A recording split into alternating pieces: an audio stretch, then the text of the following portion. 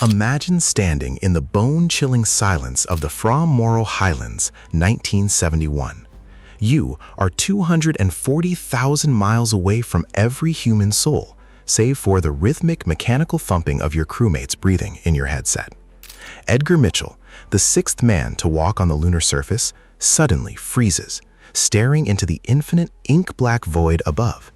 In that moment, he didn't feel the triumph of a Cold War victory. He felt something primal, something haunting.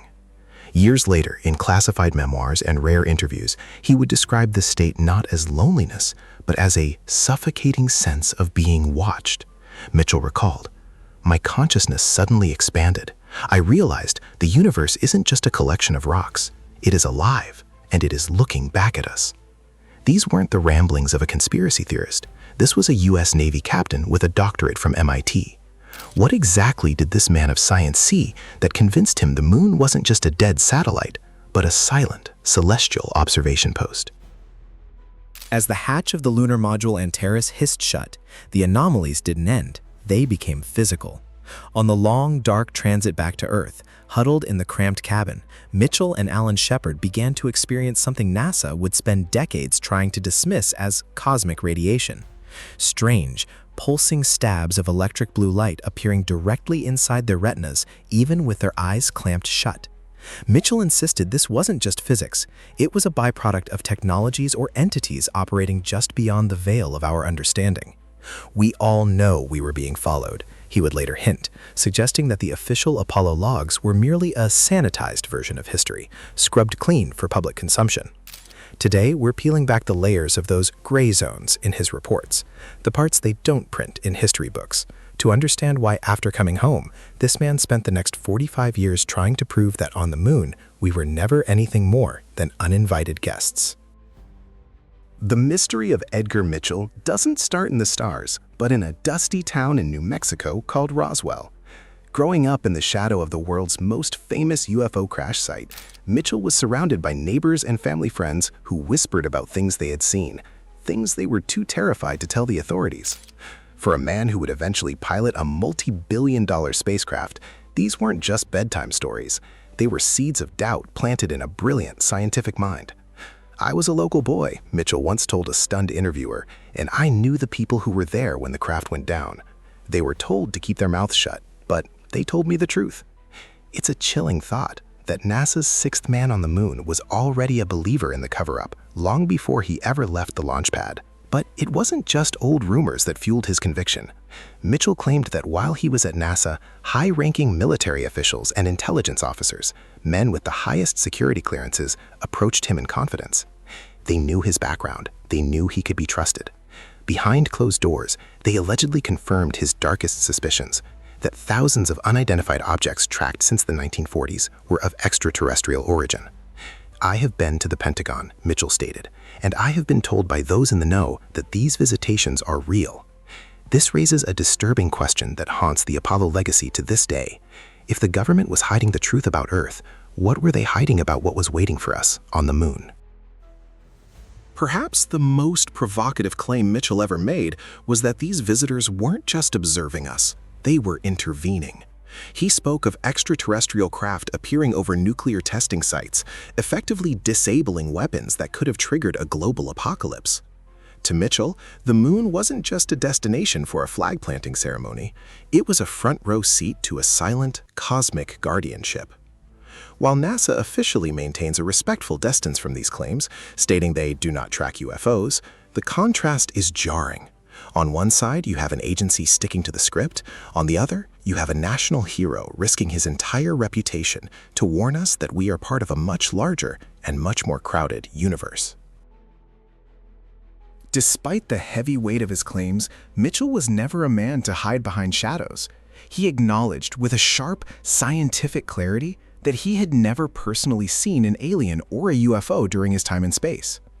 This admission, paradoxically, made his conviction even more terrifying to the public. He wasn't claiming to be a witness to a single event. He was claiming to be a recipient of a systemic truth. He relied on the testimonies of military giants and intelligence legends who felt the crushing burden of their secrets and chose him, a man who had actually touched the lunar dust, as their confidant. To Mitchell, the absence of a personal encounter on the moon didn't disprove the phenomenon. It merely proved how effectively the truth had been partitioned away from the public eye.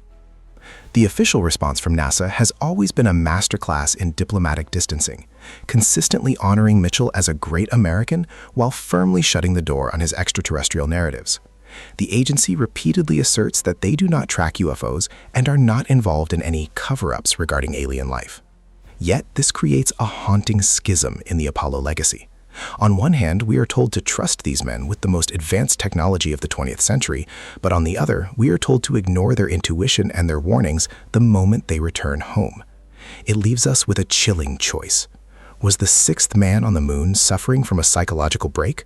Or was he the only one brave enough to tell us that the giant leap for mankind landed us right in the middle of a celestial neighborhood that was already very, very occupied?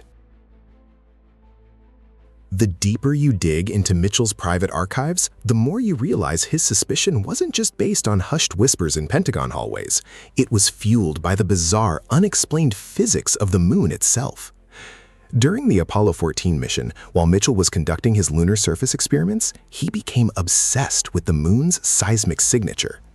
He was aware of the data from Apollo 12, where the lunar surface famously rung like a bell for over an hour after an impact, suggesting a hollow or highly metallic interior structure that shouldn't exist in a natural satellite. Mitchell privately questioned if the moon was a captured object, a hollowed-out sphere that served a purpose far beyond reflecting sunlight. He often pondered the unnatural precision of the moon's orbit and size, which perfectly eclipses the sun, a mathematical coincidence so unlikely that some astronomers call it the signature of a designer. For Mitchell, these weren't just curious scientific footnotes. They were the blueprints of a celestial observation deck built by a civilization that had been monitoring Earth's evolution since the dawn of time. Furthermore, Mitchell wasn't the only one to return from the lunar void with a shattered worldview, though he was the most vocal about its extraterrestrial origins. He often alluded to a shared silence among the Apollo Brotherhood, a collective understanding that they had all encountered things that defied the laws of earthly physics.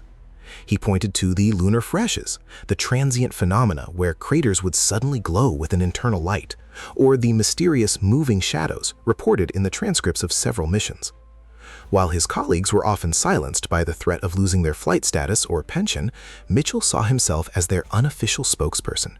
He believed that the Apollo missions were a test by these silent watchers to see if humanity was ready to join a galactic community.